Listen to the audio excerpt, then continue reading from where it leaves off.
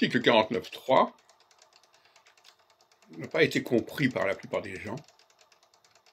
Il correspond à ce qu'on appelle un accord tacite. La notion de tacite ici est très importante. Même, par exemple, on parle de reconduction d'un bail, reconduction tacite d'un bail, un consentement tacite. Ça renvoie à l'idée de se taire, de ce qui est tu. Et comprendre qu'un gouvernement puisse exister tacitement n'est pas à la portée de tout le monde. Les gens voudraient qu'il y ait une coalition en bonne et due forme, un consentement en bonne et due forme, un agrément en bonne et due forme, alors qu'il peut y avoir des accords tacites. Et ce qui est tacite fonctionne autrement que ce qui est formel.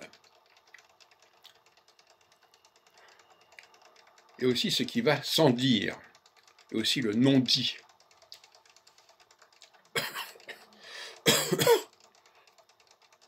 Que les Allemands appellent Selbstverständlich, ce qui va de soi, ce qui se comprend de lui-même, sans qu'on ait besoin de préciser, qu'on ait besoin de mettre les points sur les i. Et à la notion de coalition, en bonne et due forme, s'oppose cette idée de majorité tacite,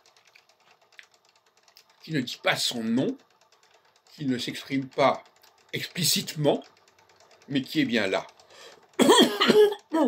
Et nous avons des tempéraments masculins et féminins qui s'opposent ici de manière flagrante. Le masculin fonctionne dans le tacite, le féminin, le tacite, c'est-à-dire ce qui se voit, le féminin est dans le nocturne, c'est-à-dire ce qui se dit. Il faut que les choses se disent parce qu'elles ne se voient pas dans la nuit. La nuit, tous les chats sont gris.